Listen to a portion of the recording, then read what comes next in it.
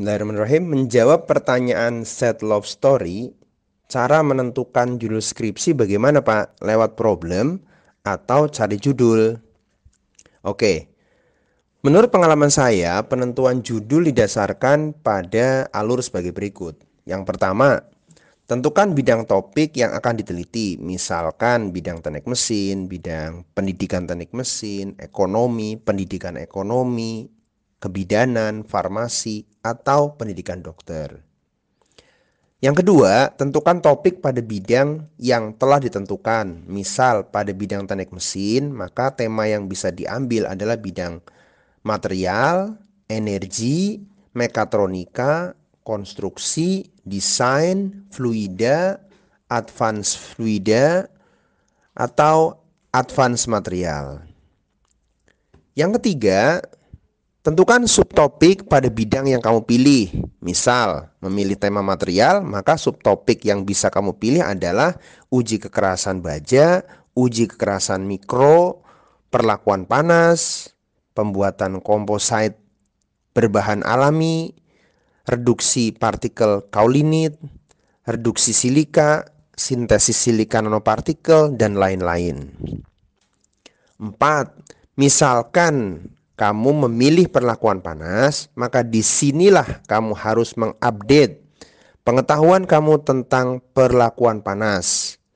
Karena apa yang kamu dapat dalam bangku kuliah selama tatap muka dengan dosen biasanya hanya sebatas pembahasan pengertian atau definisi, cara melakukan perlakuan panas, dan penjelasan-penjelasan lain yang merujuk definisi, fungsi, grafik, fenomena secara umum, dan aplikasi perlakuan panas secara umum juga.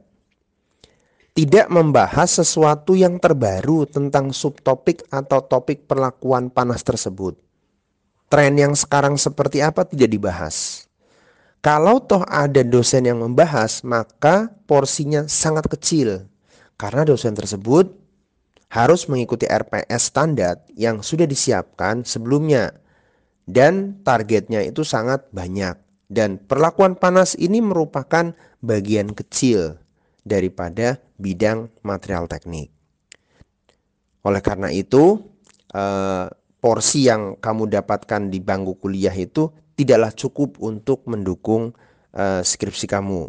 Disinilah kamu perlu update knowledge.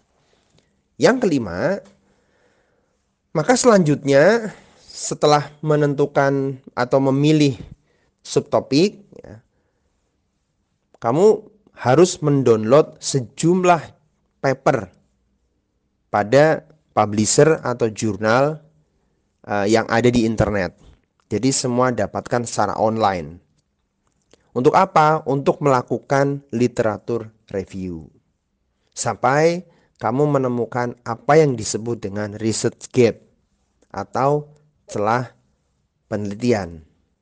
Celah penelitian atau research gap inilah yang menjadi dasar untuk kamu melakukan sebuah penelitian, dalam hal ini melakukan penelitian skripsi.